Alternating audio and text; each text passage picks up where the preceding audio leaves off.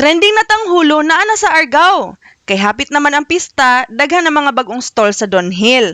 Og nadiskubre na mo ning stall na namaligya og tanghulo og fruto. Ang tanghulo, tag 50 pesos ra ang stick. Pwede mo mamili sa mga nakadisplay na prutas. Sayang, di crunchy ang among napalit na tanghulo. Pero suwayin ninyo, basin magka-timing mo og crunchy. Naasad sila'y fruto, na drink na naay ice cream and fresh milk.